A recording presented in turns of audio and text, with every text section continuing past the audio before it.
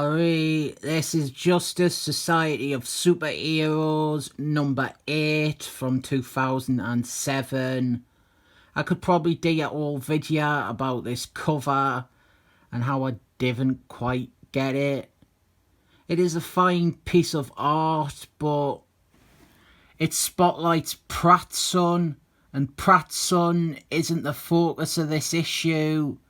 He is like the second most main character, but the issue is all about Flask Girl, so I didn't know why he's the one on the cover instead of her. But we also have this weird shadow thing where his shadow is Yellow Flask's shadow. Yellow Flask is the baddie in it. Maybe you can argue some artistic point about how Yellow Flask fucked up Pratt's son's face or whatever, and that is why he is his shadow. And then for some reason, it wants to be a reference to the classic Superman cover, and I didn't know why. Very confusing cover. This is written by John Jeffries. I think I have reviewed some of this series before, and I levelled some criticisms at it, like there being too many team members and stuff like that. But none of them problems are on display here. This is a good issue, and maybe the best issue of the series that I got.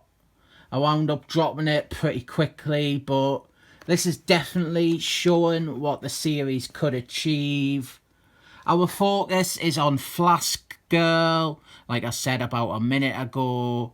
She is a speedster, though at this point her speed powers have been reduced because of something to do with the Speedo Force. And this issue actually resolves that plot beat, and that is a spoiler for the end of the issue. So look forward to seeing that big moment where she uses her super speed powers without any of the dramatic impact. Flask Girl, she is the daughter of two members of the Stir-Fry Squadron, Fast Man and Liberty Beale. And while I did say this was one of the better issues of this series, my God, do I have some major bitterness towards what this issue does to these characters. You normal people out there, you probably didn't give an omelet's arse about Fast Man and Liberty Beale, but they were main characters in Stir-Fry Squadron, and in that series we saw their relationship grow, and then them eventually getting married. I actually looked at the issue where they got married, issue 50. But this issue, it decides to make it so that the two of them eventually got divorced, and Fast Man, he became a pathetic control freak loser, and Liberty Beale was mean and resentful of him. It's just needless. Let someone have a happy ending in comics. They already have a daughter. Just let her parents be happily married and retired or whatever. You didn't need to add this crap about her dad pushing her to develop speed powers of her own to the degree of neglect, or her mum hating her dad and by extension hating sides of her daughter. So Flask Girl, she eventually grew up and she got her dad's powers, and she joined the Justice Society of Superheroes. She also met and fell in love with another teammate, Minuteman, formerly of the Infiniteers. I am sure that Flask Girl and Minuteman, their marriage is on the chopping block if they haven't already split them apart. But we are out of the crap-tinged water now because we start with our plot. Yellow Flask, he is on the loose, and the Justice Society of Superheroes are after him. Among the Justice Society of Superheroes is their new recruit, Pratt's son. He has a very personal vendetta with Yellow Flask because Yellow Flask killed his hard teammates and almost half-killed him, and in the process completely scarred Pratt's son's face. Pratt's son, he refuses to take off his mask now because his face is so fucked up.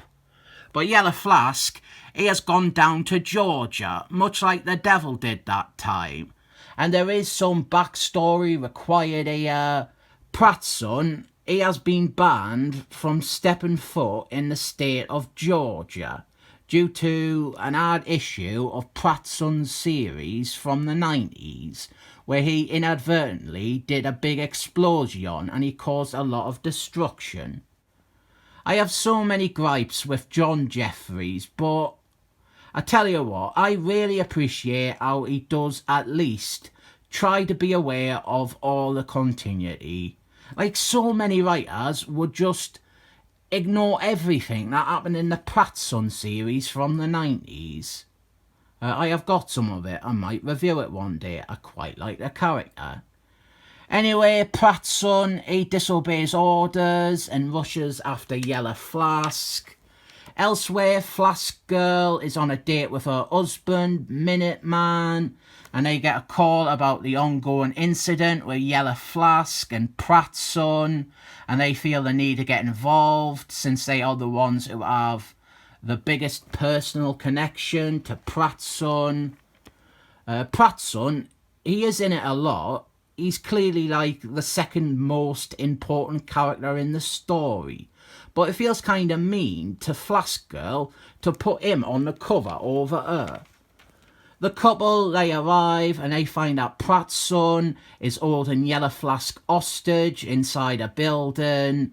And Flask Girl, she opts to go in alone to not overwhelm Pratt's son. And this is a great scene. I try not to give too much away, but we have some great character stuff here with Pratt's son and Yellow Flask teasing him. Actually, here we see the backstory about how Yellow Flask messed up his face.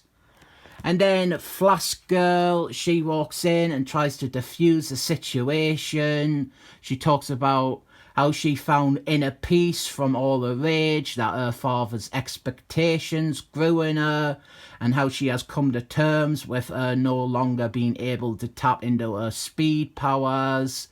And she implores Pratt's son to let go of all of his anger and his desire for revenge.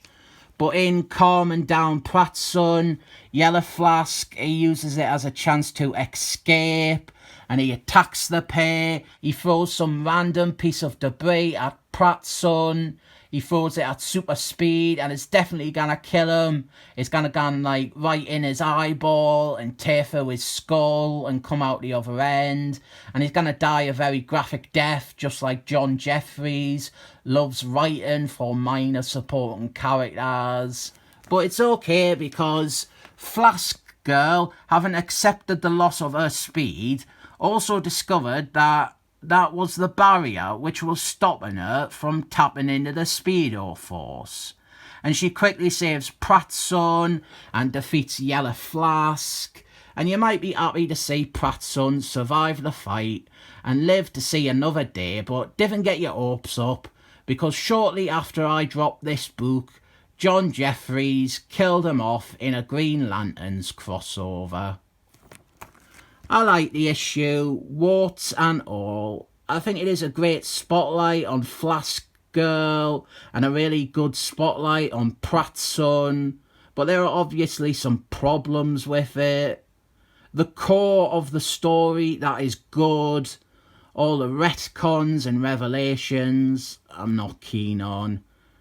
And the cover and noises, like not enough that I would get angry at it. It's just like one of those little things that like rubs against you and it kind of bothers you. I'll probably recommend this. The main thrust of the issue is really solid and well done. Does anyone want me to do some more of this series? Maybe I can look at the last issue that I got. I think issue 13 or 14 or thereabouts. I can talk about why I dropped it. Or maybe someone wants us to look at Pratt's Son's series. I need to remember to keep asking if people want to see more of things. Otherwise I'll end up doing like all the issues of Thunderballs or something. I rate Justice Society of Superheroes number 8 a 7 thumbs up.